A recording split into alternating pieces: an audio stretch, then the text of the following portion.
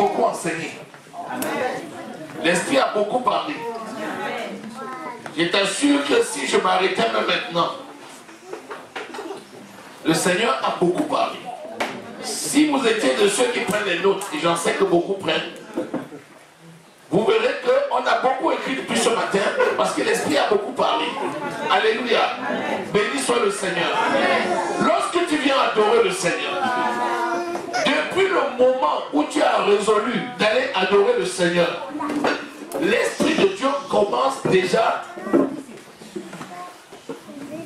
à manifester pour toi des grâces insoupçonnées. Alléluia.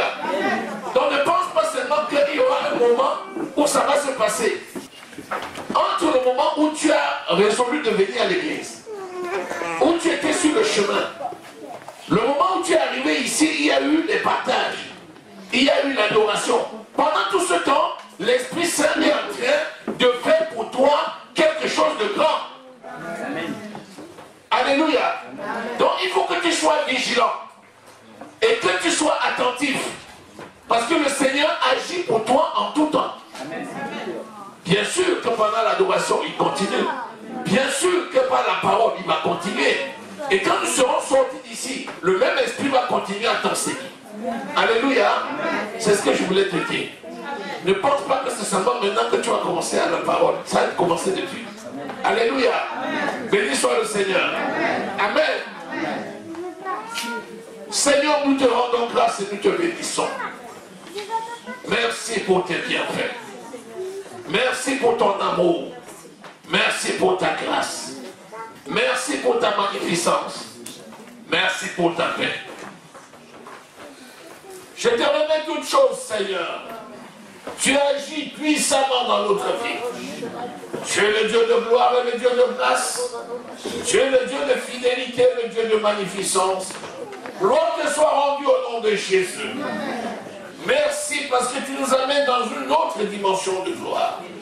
Seigneur, tu as décidé de nous utiliser pour la gloire de ton Saint-Nom. Merci pour chacun ici présent. Je dis que là où est l'Esprit de Dieu, là est la liberté. Merci pour cette liberté que tu nous accordes au nom de Jésus-Christ. Seigneur, parle davantage à nos cœurs et utilise chacun d'entre nous puissamment pour la gloire de ton Saint-Nom. Dans le nom précieux du Seigneur Jésus-Christ, nous avons prié. Amen. Amen. Nous avons commencé déjà dimanche dernier à parler de 7 choses que le Seigneur déteste. Amen. Je vous ai dit de noter les 7 choses que le Seigneur déteste. Si tu as la victoire sur ces 7 choses, tu es comme Paul, tu es au 7e ciel. Amen. Alléluia. Amen. Je donnerai les enseignements sur les cieux. Le premier ciel, 3e ciel, jusqu'au 7e ciel. Alléluia. Amen. Donc le moment vient. C'est là, il y a quelque chose qui est en train de se préparer là. La saison des séminaires va bientôt arriver. Amen. Alléluia. Alléluia. On va monter une marche dans les escaliers. Alléluia. Amen. Il y a 6 choses que hait l'Éternel. Et même 7 qu'il a en horreur. Premièrement, les yeux hautains. C'est l'orgueil. Deuxièmement, la langue menteuse. C'est le mensonge. Troisièmement, les mains qui répandent le sang innocent. C'est le meurtre. Quatrièmement, le cœur qui médite des projets iniques. Ce sont les projets iniques. Alléluia. Cinquième, les pieds qui se hâtent à courir au mal. Ceux qui utilisent leurs pieds pour aller de lieu en lieu et répandre le mal. Sixièmement, le faux témoin qui dit des mensonges. Donc le faux témoignage. Et enfin, septièmement, celui qui excite des querelles entre les frères. Tu notes ça, tu encadres. Et toi-même, après, tu vas dire les 7 choses que je déteste. Et tu vas faire un encadré, tu vas mettre à la maison. Les 7 choses que je déteste. L'orgueil, le mensonge, le meurtre, les projets mauvais, les pieds qui font le mal, le faux témoignage et la querelle, c'est-à-dire la division. Parce que la querelle entraîne la division. Alléluia. Amen. Vous aurez déjà dans la première partie de la prédication sur l'orgueil, le mensonge et le meurtre. Amen. Nous allons continuer avec la deuxième partie qui est les projets mauvais, les pieds qui se hâtent à faire du mal, les faux témoins et ceux qui provoquent la querelle entre les frères. Alléluia. Vous savez, l'orgueil précède la chute et l'humilité précède la gloire. Ça, c'est des formules. Je suis humble, donc je suis glorieux. Amen. Celui qui est orgueilleux est abaissé. Vous voyez, ce sont des formules toutes faites comme ça. Tu peux noter tout ça et puis mettre des fleurs et puis mettre ça. Alléluia. C'est-à-dire qu'il dit attachez la parole où? Il dit sur le fronton de vos yeux, sur vos mains, sur vos portes, sur vos murs, partout où nous sommes, nous mettons la parole. Alléluia. Bien. La deuxième chose que nous avons vue, c'était le mensonge. Nous avons vu que celui qui mentait était du diable. Nous avons vu ça. Jean au chapitre 8, verset 43, verset 44. Qui dit, vous ne comprenez pas mon langage parce que vous ne pouvez pas comprendre. Vous avez pour père le diable. Il est menteur depuis le commencement. Quand il parle des mensonges, il parle de son propre fond. Il ne peut même pas se tenir dans la vérité parce qu'il est menteur et il est le père du mensonge. Et nous avons dit, celui qui ment, c'est celui qui dit ce que Dieu n'a pas dit. Et nous avions défini le mensonge comme étant quelqu'un qui va tordre la vérité de façon à pouvoir nuire à son prochain. Donc le mensonge, c'est quelque chose d'extrêmement grave. Il y en a qui qualifient de petits mensonges et de grands mensonges. Mensonge égale mensonge. Celui qui a l'habitude de dire un mensonge qu'il qualifie de petit, finira par dire un mensonge qui qualifiera de grand. Alléluia. Amen. Donc le mensonge, c'est le mensonge. Exerçons-nous à dire la vérité, à demeurer dans la vérité. Et nous avions dit que c'était un exercice au quotidien. Tu étais où? J'étais à côté. Alors que tu sais toi-même que tu viens de faire, tu as voyagé. Tu es où? Ah, je suis là. Alors que tu sais que tu es à Bordeaux. Tu dis, comme je ne voulais pas trop expliquer, j'ai juste dit que je suis là. Mais tu viens de dire un grand mensonge.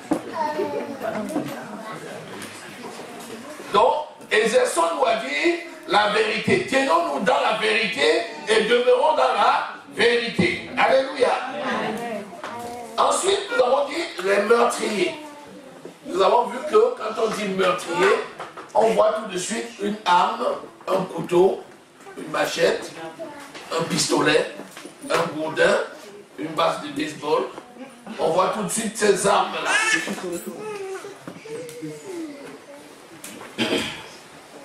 L'arme la plus redoutable pour tuer, c'est la langue.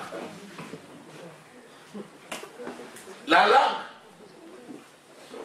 La langue. La Bible dit que de la langue sort le venin mortel. Donc, attention, maîtrise la langue, parce que c'est une arme de construction également par excellence. De la même façon que par la langue tu peux détruire, tu es capable de tout par la langue. Rappelez-vous, conduis ton bateau. Par ta bouche, tu peux mener la barque de ta vie. Alléluia. Amen. Tu représentes toi-même un paquebot. Et avec ta bouche, comme un gouvernail, tu peux mener un gros bateau. Alléluia. Amen. Donc, attention, attention, attention. La langue peut être une arme redoutable pour tuer. Donc, maîtrise ta langue et ne sois pas meurtrier. Parce que Jésus dit, si quelqu'un regarde son frère et le hait dans son cœur, celui-là c'est un meurtrier.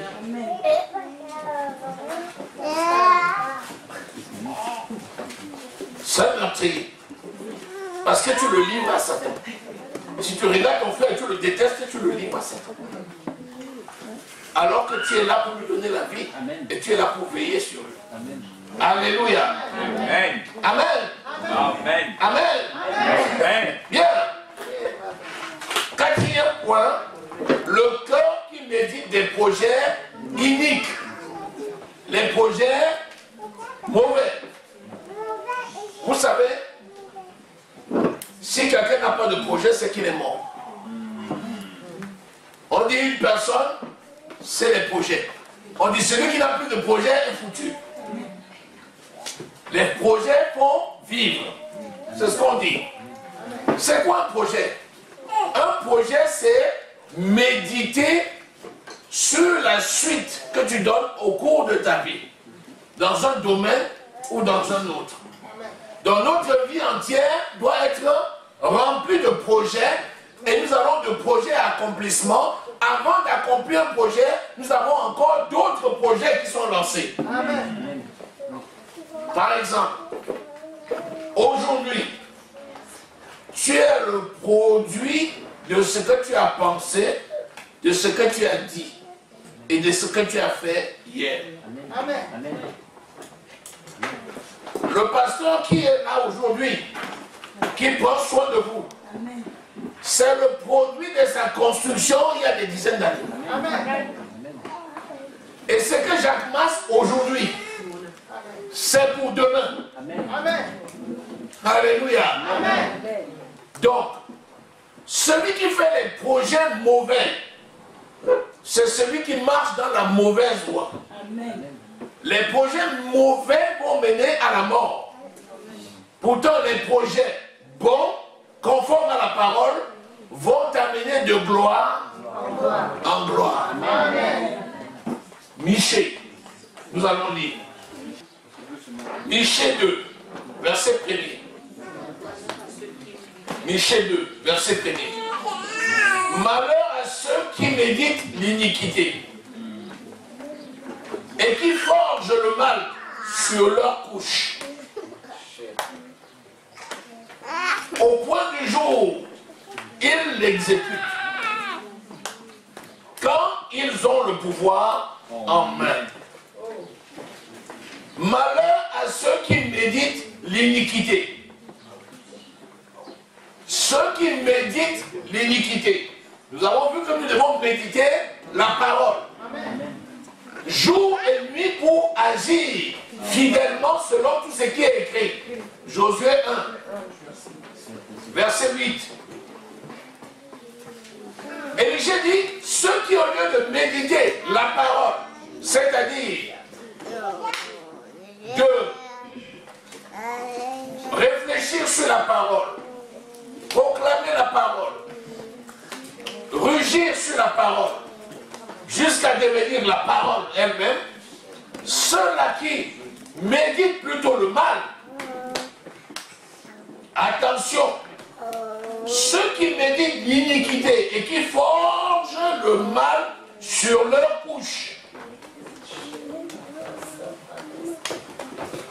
Le moment où nous méditons, c'est souvent quand nous sommes au repos.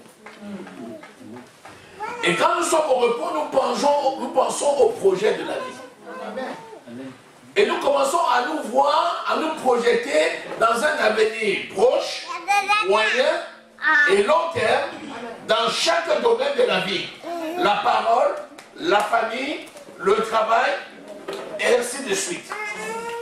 Donc, si au lieu de réfléchir à ce qui est bon, tu réfléchis à ce qui est mauvais, tu médites un projet diabolique, tu médites un projet mortel, au lieu de réfléchir sur la façon dont tu vas construire ceux qui sont autour de toi, tu es en train de dresser un plan pour nuire à ton prochain. C'est grave.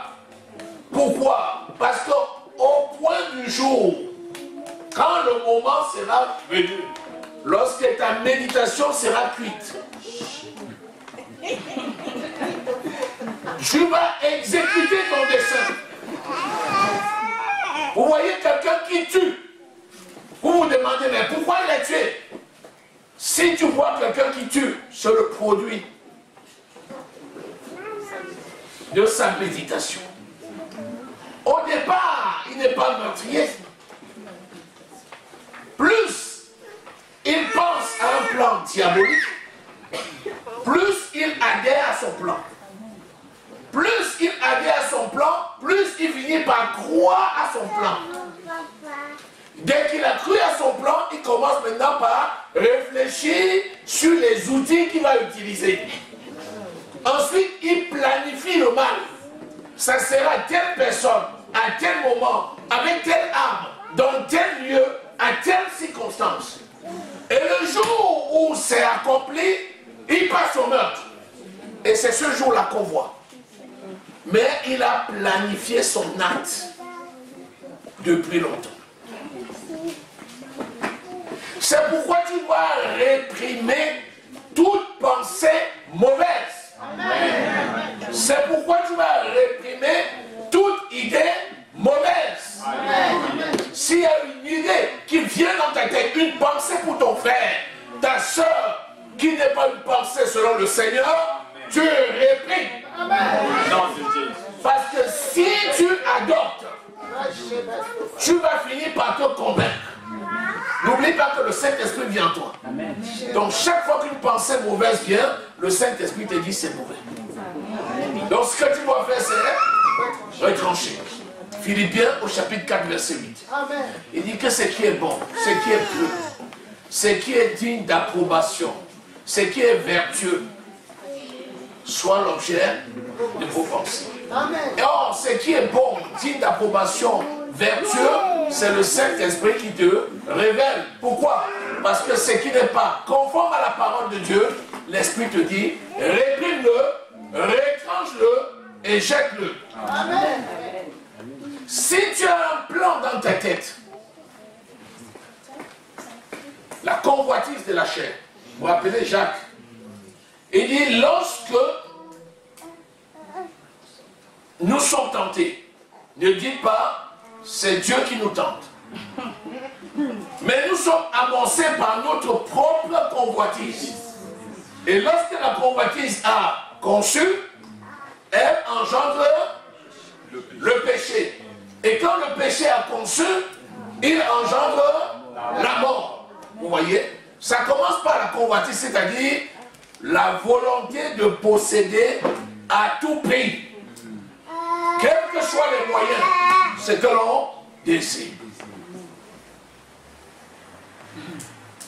Donc les projets uniques n'ont pas de place. Il faut réprimer tout projet unique. C'est valable pour ton travail, c'est valable pour ta croissance spirituelle dans le ministère, c'est valable pour ton mariage, c'est valable à tous les niveaux. Nous devons être remplis de projets. Quelqu'un qui a des projets pour son mariage, c'est normal. Quelqu'un qui a des projets pour son travail, c'est normal. Quelqu'un qui a des projets pour sa famille, c'est normal. Quelqu'un qui a des projets pour son église, c'est normal. Tu dois foisonner de projets. Mais tout ce qui ne glorifie pas le Seigneur doit être retranché.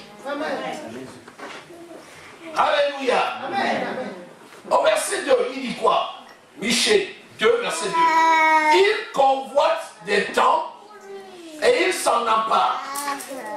des maisons et ils les enlèvent. Ils portent leur violence sur l'homme et sur sa maison, sur l'homme et sur son héritage. Quand on concocte un projet mauvais, si on ne le réprime pas tout de suite, le projet va mûrir. Ce qui n'était que des ombres va devenir réalité dans ton esprit. Ça va prendre forme. Et tu finiras par voir dans ton esprit les choses comme tes yeux optiques les voient. Tu vas adhérer. Et dès que tu adhères, c'est fini. Tu vas convoiter et tu vas les posséder. Quand tu auras la possibilité, tu iras le chercher. Par tous les moyens. Et ça, c'est extrêmement grave. Les projets uniques n'ont pas de place. Les projets doivent être des projets selon Dieu. Alléluia. Amen. Bien. Revenons à Proverbes au chapitre 6. Et nous allons continuer. Vous allez continuer la méditation. Amen. Allez. Le verset 19. Ensuite, le cœur qui médite des projets uniques, les pieds qui se hâtent de courir au mal. Cinquième point, les pieds qui se hâtent de courir au mal. Que dit la parole? Qu'ils sont beaux, les pieds de ceux qui annoncent l'évangile. Il dit dans Actes au chapitre 1, verset 8, restez à Jérusalem et je vous enverrai ma puissance, l'Esprit de Dieu qui viendra sur vous. Et c'est alors que vous serez mes témoins. Vous irez à Jérusalem, en Judée, en Samarie et jusqu'aux extrémités de la terre. Celui qui a les pieds selon Dieu, les pieds de Dieu, parce que nous sommes le corps de Christ. Amen. Donc notre tête c'est la tête de Christ. Amen. Nos mains sont les mains de Christ. Nos pieds sont les pieds de Christ. Or, les pieds de Christ servent à proclamer l'évangile et donner la vie. Amen. Celui qui est prompt à se lever pour aller vers celui qui est dans le besoin pour lui donner la vie, fait bien. Amen. Celui qui est prompt à se lever pour courir vers son frère et lui apporter son aide, fait bien. Amen. Mais celui qui est dans tous les coups, il se lève et il cherche partout où ça sent. Il dit, j'ai le flair. Il y a quelque chose, tu ne m'as pas encore dit. Tu dis, bon, comme toi tu as demandé, alors je te dis, mais tu gagnes toi. Il est dans les coups. Il dit, j'ai le filon. Si tes pieds se retrouvent toujours dans le mal, fais attention. Parce que ce n'est pas anodin que partout où il y a un coup mauvais, tu es dedans. Quand on parle de n'importe quelle boule puante, tu es au centre. Parce que tu es alerte. Tu cours vers tout ce qui pue le mal. C'est pas bien. Qu'est-ce qu'il dit dans Hébreux chapitre 12? Entrez dans la carrière qui vous est ouverte. Amen. Courez. Courez dans la carrière, les yeux fixés sur Jésus. Amen. Qui donne la foi et qui amène cette foi dans la perfection. Amen. Donc tu dois courir effectivement. Si tu avais l'habitude d'aller lentement, il faut que tu hâtes tes pas. Et si tu avais l'habitude de hâter les pas, il faut que tu mettes des petites foulées. Parce que le temps est mauvais et nous devons racheter le temps. Amen. Car les jours sont mauvais. Mais pas courir pour faire le mal. J'aime 1000 fois quelqu'un qui veut, on dit, si quelqu'un veut aller loin, qu'il ménage sa monture. Je préfère celui qui s'élève, il vérifie, il s'assure que les sabots du cheval sont bien mises, que la selle est bien posée, que la cravache tient la route, que le mort est correct. Ensuite, il va dans l'étable, il s'assure que chaque élément est là. Et puis le moment venu, il monte sur son cheval. Et puis tout doucement, il va. J'aime mieux ça. Mais au fur et à mesure du temps, tu dois augmenter ta vitesse. Amen. C'est mieux. Alléluia. Amen. Donc tu dois courir pour faire le bien et non courir pour faire le mal. Amen.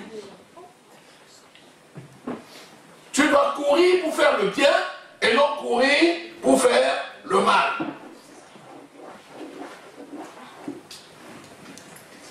Sixième point, le faux témoin qui dit des mensonges. Le faux témoignage. Vous savez, dans Exode chapitre 20, quand on prend la loi de Moïse, il était interdit de faire un faux témoignage. Celui qui faisait un faux témoignage était lapidé. Aujourd'hui, toute la loi de Moïse s'est accomplie dans une seule loi, c'est la loi de Christ, qui est l'amour. Tu aimeras ton Dieu de tout ton cœur, de toute ton âme, de toute ta force, de toute ta pensée. Et voici un deuxième commandement qui lui est semblable, tu aimeras ton prochain comme toi-même. De ces deux commandements dépendent de la loi et les prophètes. Amen. Donc toute la loi de Moïse se résume dans un mot, amour. Amen. Aime ton prochain comme toi-même. Celui qui m'aime met en pratique ma parole. Amen. Donc tu dois aimer ton prochain. Alléluia. Amen. Et celui qui aime donne la vie. Amen. Celui qui aime ne tue pas. Faire un faux témoignage, c'est manipuler la vérité pour nuire à son prochain. Je l'ai vu. Je vais vous dire que je l'ai vu. Tu l'as vu quand? Je l'ai vu. Allez demander à l'autre. Lui-même sait que nous l'avons vu. On est à Dieu.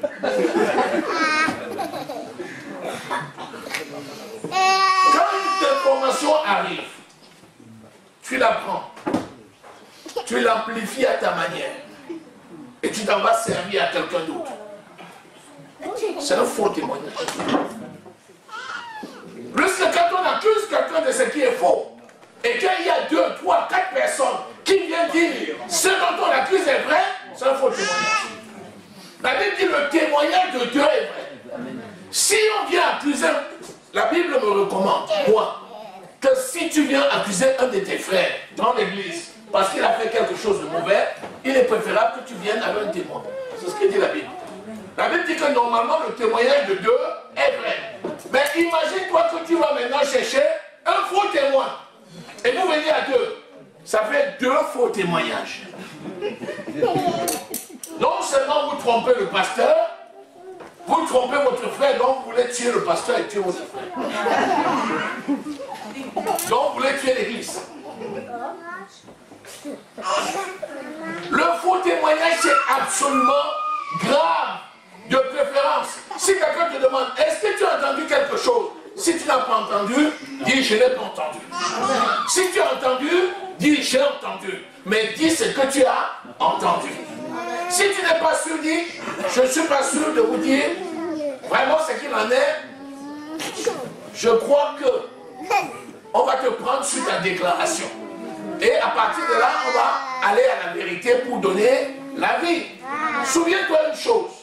Toutes les déclarations que tu peux faire contre quelqu'un ne doivent construire, ne doivent aider qu'à bâtir. Amen. Toute accusation que tu peux porter contre quelqu'un ne doivent être que des accusations qui vont servir à édifier.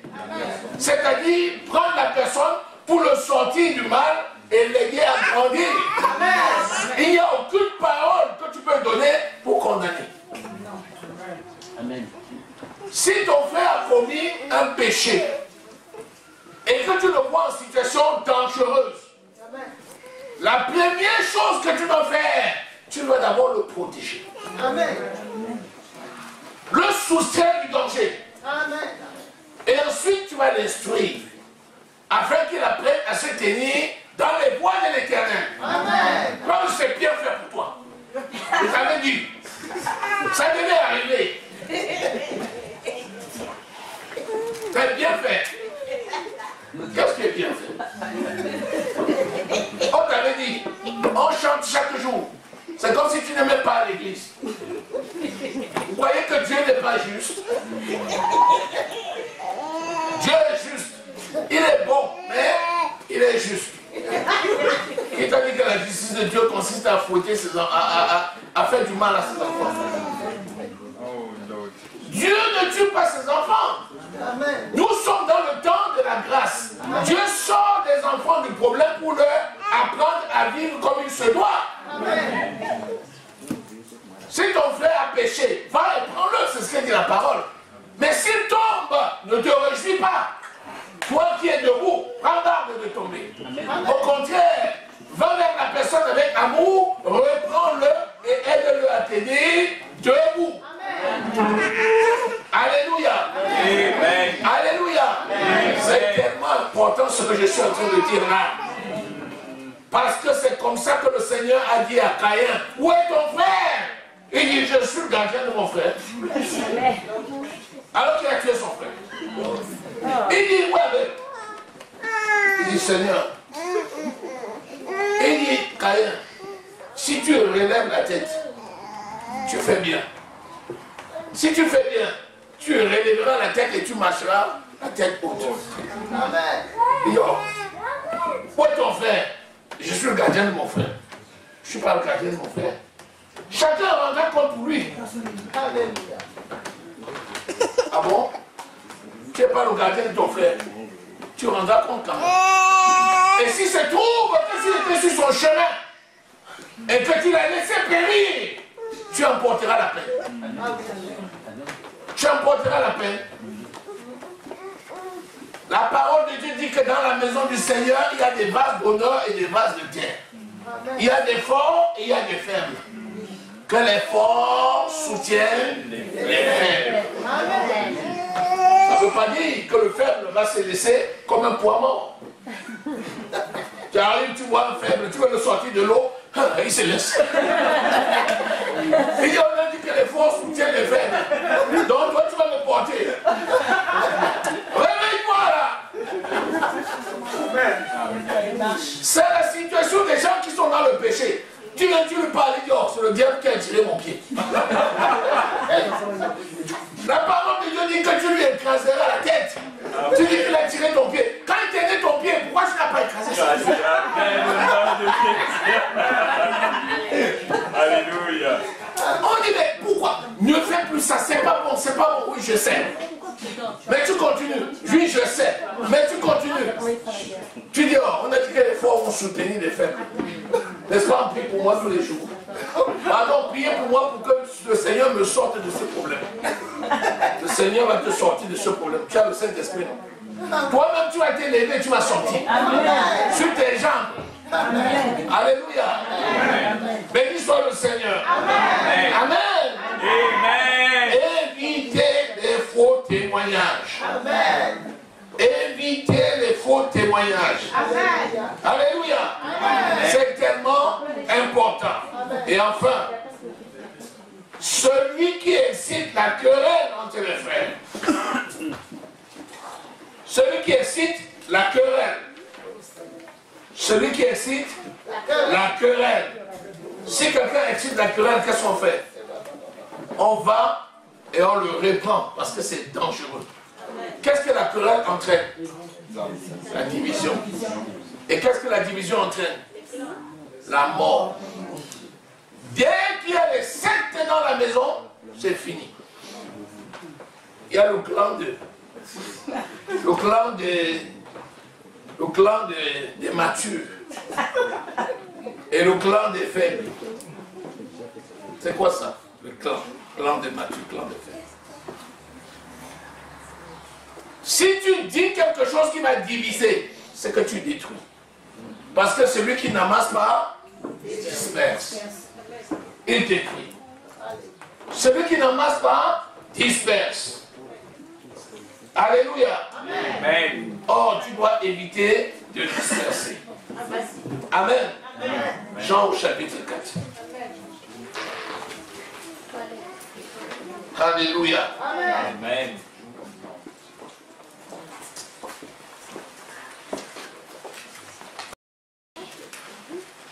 Disons plutôt Galates au chapitre 5, verset 12. Puissent-ils, ceux qui provoquent la division, puissent-ils être retranchés, ceux qui mettent des troubles parmi vous? Ceux qui mettent des troubles. Il dit, puissent-ils être retranchés, ceux qui mettent le trouble parmi vous? Alléluia. Alléluia. Amen. Donc, le trouble entraîne la mort. Celui qui trouble emporte la peine. C'est pourquoi il faut veiller à ne pas troubler ses frères. Amen. Il faut veiller à ne pas troubler. Même si tu as une information et que tu sais que cette information est capable de troubler, attention, même si c'est la vérité. Même si tu as une information qui est vraie, j'ai dit qui est vraie, et que tu sais que cette information peut troubler, abstiens-toi à cet instant-là de donner l'information. Attends pour le donner au moment propice. Alléluia. À plus forte raison, les informations qui sont fausses. Vous savez, il y a des paroles vraies que certaines personnes ne peuvent pas supporter. L'apôtre Paul disait, je ne peux pas vous donner la nourriture solide. Parce que vous ne pouvez pas la digérer. Je peux te donner une nourriture et ça te donne la constipation. Tu viens pour te nourrir, on te nourrit, mais après ça, tu ne peux plus aller aux toilettes. Parce que tu es constipé, tu ne peux pas digérer. C'est trop fort. Vous savez ce que Jésus a dit? Jésus a dit, celui qui mange de ma chair n'aura plus faim. Les gens ont dit, quoi? On va prendre ta chair et manger? Tu as fait fort. Ils étaient 120. Ils ont commencé à détaler. Après les 70, ils ont fui. Quand Jésus a regardé, il manquait d'eau. Il dit, vous aussi, vous ne partez pas. Pierre dit, Seigneur, à qui d'autre irons-nous? Tu as la parole. Il y a des vérités comme ça. Il faut le dire à des gens matures. Il faut donner certaines informations en fonction de l'état de maturité des gens. Alléluia. Alléluia. Donc, attention, ne rien faire qui soit susceptible de perturber les autres. Mais donner les informations qu'il faut en temps convenable. Alléluia. Alléluia.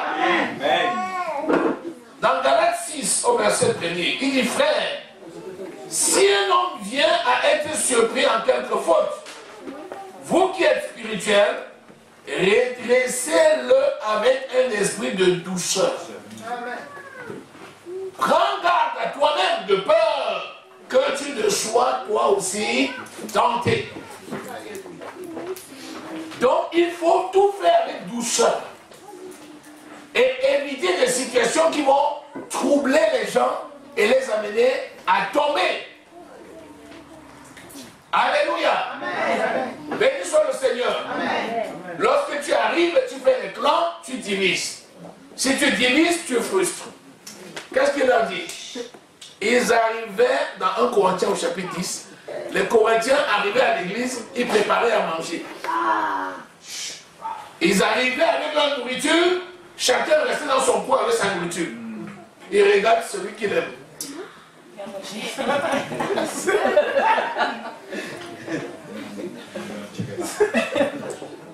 Et les autres, on les laisse dans leur coin. Jésus lui dit, c'est quel esprit ça? N'avez-vous pas vos maisons pour manger chez vous? Si quelqu'un a faim, qu'il mange chez lui. Vous croyez que vous allez venir dans la maison du Seigneur humilier vos frères? Il y en a qui mangent la viande, les poissons, et puis il y en a un autre là-bas qui n'a même pas les légumes pour manger. On arrive à l'église, il y a un appel. Au lieu de faire la grande table, chacun sort son petit sac. On dit le repas tiré du sac. Certains dans le coin là-bas, on appelle à partir, viens goûter, viens goûter. Et puis il y a d'autres gens qui sont là, personne ne leur propose. Non, c'est la division. Alléluia. La famille doit être unie, soudée, unique. Alléluia. Quand un a, c'est l'ensemble de la famille qui possède. Alléluia. Amen.